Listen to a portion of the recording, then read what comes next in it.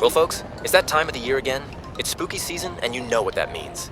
The Goshen Paranormal Society has officially released their brand new Halloween special. Stay tuned for more updates right here on KCPR 91.7 FM.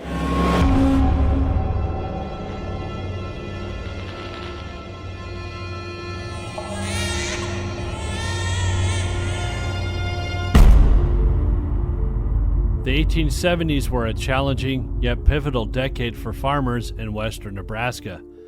Following the passage of the Enlarged Homestead Act of 1862, many settlers moved westward with the promise of free land, 160 acres to those who would live on and cultivate it for at least 5 years. Among these settlers were Susan M. Moses Speece, who were born into slavery in North Carolina, eventually relocating to western Nebraska in search of a prosperous life. By the early 1880s, Susan and Moses had a prominent farm and a handful of well-educated children, which included sons John, Joseph, and Radford. By the year 1907, the Speece family had a thriving estate near Westerville, Nebraska, due not only to a variety of successful crops, but also a family inheritance of $10,000, which is equal to around $340,000 in 2025. And in 1908, Charles, his wife Rosetta, and 3 of his brothers utilized a portion of funds to purchase 320 acres of land in Goshen County, Wyoming. This land would become the small and short-lived town known as Empire. Empire, Wyoming was situated roughly 10 miles northeast of Torrington. With the arrival of new families, the settlement began to gradually flourish into a promising community. Not only were many of the residents skilled farmers, some even had advanced education. Presbyterian minister Russell Taylor held a doctorate in divinity, and John Speece was a graduate of law. Although the town was located above the abundantly watered North Platte River Valley, the land to the river was not irrigated. The Speece brothers had extensive experience using dryland farming techniques, which allowed them to grow a variety of crops, including cucumbers, potatoes, and sweet corn. The crops were so good, in fact, they would frequently be awarded blue ribbons and trophies at the Goshen County Fair. By 1915, the town of Empire consisted roughly of 50 residents and had its own post office, church, and school. But economic hardships and various other events would soon turn Empire into a forgotten ghost town. In 1919, agricultural recession had hit pretty hard, as the cost of maintaining crops rose substantially due to inflation during World War I. It became more and more difficult to earn a helpful income. Major drought had also hit the area, making it nearly impossible to sustain hospitable soil. Inadequate water access ultimately converted what used to be popular farmland into a dried-up shadow of its former self.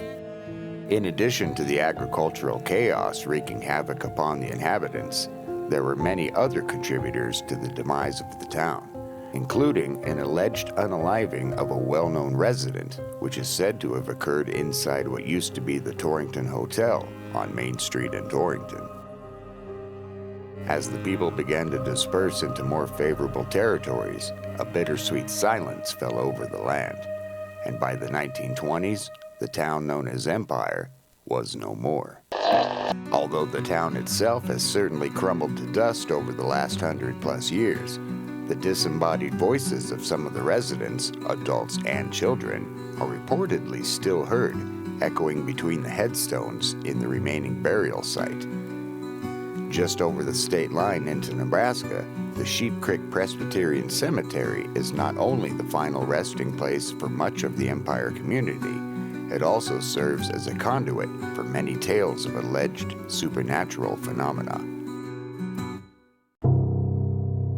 Throughout the years, many residents of Goshen and neighboring counties have reported occurrences of paranormal activity while visiting the cemetery. Reports commonly include disembodied voices, the appearance of shadowy figures, the sound of phantom footsteps, and most prominently, the sound of infants laughing or crying. These accounts are made all the more haunting by the presence of numerous infant graves scattered across the grounds. It is this unsettling blend of sorrow and the supernatural that has bestowed upon the cemetery its chilling nickname, the baby graves. While an abundance of various claims have been made, the boundary between campfire folklore and genuine metaphysical experience remains elusive and difficult to define. It is one thing to suggest that every creepy cemetery in the middle of nowhere must be haunted. It is quite another to offer credible evidence to support such a claim. As veteran investigators in the field of paranormal research, the Goshen Paranormal Society would be remiss, both to the public and to ourselves, if we were to assert that anything we have documented should be regarded as definitive evidence of the supernatural. In this day and age, it seems far too common for many to claim that any flashing, blinky light or so-called spectral stick figure is somehow bona fide evidence of ghosts. What we will say is that in the course of the last decade, we absolutely have encountered various situations that strengthen our belief in forces beyond our awareness. Some of our most interesting captures have occurred while using nothing more than a basic video camera and a receptive mind. As the majority of modern ghost hunting devices yield little to no useful research data, we prefer to rely more heavily on our natural senses and direct awareness of the environment. One crucial thing to note about paranormal investigation is that many times one never encounters anything at all. We have attended a number of locations deemed most haunted just to end up with hours of audio and video footage offering no useful data whatsoever. Sometimes things may happen, sometimes they don't.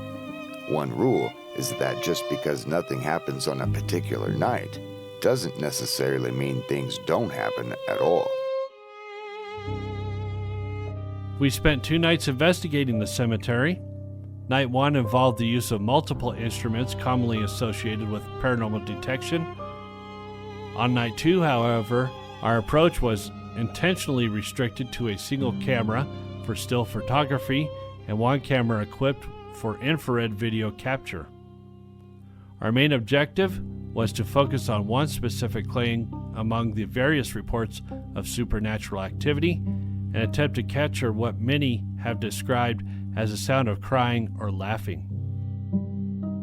Though our efforts to provide our viewers with something interesting were abundant on this one, the simple truth is, the only thing we managed to capture was the sound of crickets, coyotes, airplanes, and at least 1 cow in the distance with a sense of humor.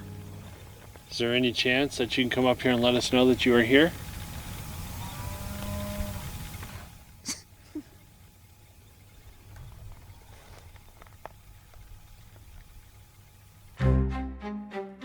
Approximately 9 hours of audio and video yielded no substantial anomalies that would be considered paranormal in nature. Does this mean that the location isn't haunted after all? Not even a little. As we said before, there have been many locations throughout our journey that have failed to offer any evidence of metaphysical phenomena. This is a natural occurrence within the field and only means that it didn't occur while we were there. Paranormal experiences are subjective in nature, and we are not set to debunk the experiences of others simply because nothing happened in our brief 9 hours. In the case of the Sheep Creek Cemetery, there is most certainly an eeriness that surrounds the location, especially surrounded by darkness in the middle of the night. This darkness, however, only enhances the already incredible view of the stars. Could the area possibly be as active as many suggest? Maybe. Part of the beauty behind what we do is accepting the fact that all things are possible. After all, if the unexplainable could be explained, well, what fun would that be?